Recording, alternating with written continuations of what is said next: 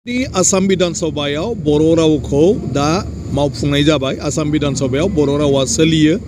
गासिबो जेसेबां चिठि लाइजाम नटिस बर' रावजोंनो जायो आरो जेसेबां सोंनाय फिननाय बेफोरनि बेलायावबो बर' रावजों जायो आरो बर' रावजों बर'नि एमएलएफ्रा दा बिबुंथि लाखिनो हायो आरो गुबुना गुबुन रावजों बिबुंथि लाखिनायखौ बर' रावजों दा इन्टारप्रेटर दं, राव सोलायगिरि बेजों जेब्लाबो बुंबाय थानाय जायो जेखौ जोंनि सासे बर' एमएलएआ बेवहाय माने रावखौ लानानै खुनु गोब्राब जाया।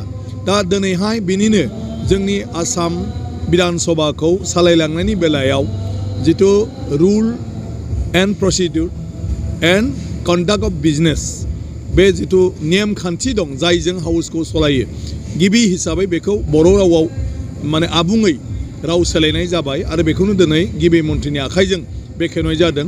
आरो जोंहा गोबां बिजाब दंबावो, आयेननि बिजाब बायदिसिना बिथोननि बिजाब, बेफोर बिजाबफोरखौ 6 दानसोनि गेजेराव दा गासिबखौबो दिहुननाय जासिगोन। अलरेडि ट्रेन्सलेट खालामनाय जाबाय, प्रेसआव थांदों। दा बेवहाय जोंहा माखासे माने माबा खालामनांगौ दं, प्रुफ खालामनांगौ दं। गतिके प्रुफ खालामग्रा मानसिनि अभाबाव एसेम्ब्लियाव एसे एनै माने समा गोबाव जाबाय थादों। गतिके बे दिनै जिथु बिजाब ओंखारबाय बे बिजाबनि गेजेरजों जोंनि गासै बर' एमएलए बर' फरायसाफोर बिथांमोना जोंनि गावनि रावजोंनो मोनसे आयेन आफादखौ विधान सभाखौ माब्रैहाय सालायनाय जायो बिनि सोमोन्दै बयबो सोलोंनो हासिगोन। खायै लिरनाय दं जे बेवहाय बड'लेण्डनि सोलोंथाइ आरो जोंहा बड'लेण्डनि बाहेरायाव थानाय बर' बिजोंनि सोलोंथाइ जायफोर स्कुलनिफ्राय लानानै कलेजसिम जि जेंनाफोर दं बे जेंनाफोरखौ आसाम गभर्नमेन्ट आरो भारत गभर्नमेन्टआ बेखौ माने माबानानै होगोन, मा होनो, फोसाबनानै माने समाधान खालामनानै सुस्रांनानै होगोन होननानै जोंनो बाथ्रा होदों। आरो बे बाथ्रा होनाय लेखायै आसाम गभर्नमेन्टआ दा एडुकेसन डिपार्टमेन्टनि जेसेबां अफिसारफोर दं बेजों माने सोमोन्दो थानाय बिथांमोनखौ लानानै बड'लेण्डनि एडुकेसन डिपार्टमेन्ट आरो दुलाराय बर' फरायसा आफाद आरो बर' थुनलाइ आफाद बेखौबो लाफानानै मोनसे कमिटि दानाय जादों।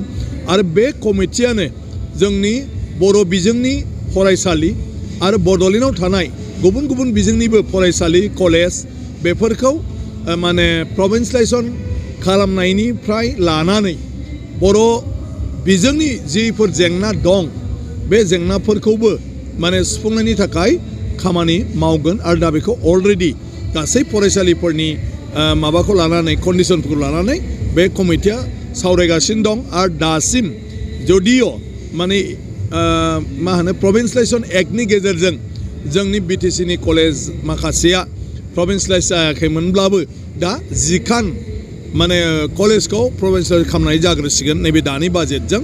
आरो बिनि उनाव लासै लासै गोनांथिखौ नायजोबनानै गासैबो जेसेबां जोंहा कलेज आरो स्कुलफोर दं बेफोरखौ दा प्रभिन्सियेलाइज खालामनायनि राहा लानाय जादों। ना बेखौ जोङो फोसाबनानै लानांगोन। दा जोंहा गोबां खालि पस्टबो दं आरो माखासे जोङो पस्ट क्रिएसन खालामनांगोन। आरो आसाम गभर्नमेन्टआ टेटनि आन्डाराव गोबां माने सुबुंखौनो माने गोबां केन्डिडेटखौनो फोरोंगिरि हिसाबै दा थिसननो नागिरदों। बेनि माखासे बड'लेण्डनि स्कुलफ्रावबो फैगोन आरो गुबुन गुबुन बर' मिडियामावबो फैगोन। गतिके जोङो बिटिसि हिसाबै बिटिसिनि सोलोंथाइ जि मोनसे जोंहा बिफान दं बे बिफाना बेफोरखौ थाबैनो नायनानै एंगेज खालामनायनि राहाखौ लानांगोन, माने एपइन्टमेन्ट होनायनि।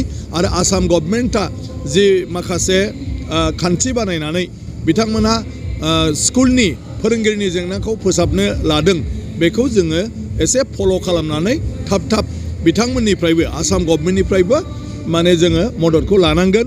दा बर'नि थाखाय सेपारेट डाइरेक्टरेट दं, बे सेपारेट डाइरेक्टरेटखौबो जोङो एसे एक्टिभ खालामनांगोन।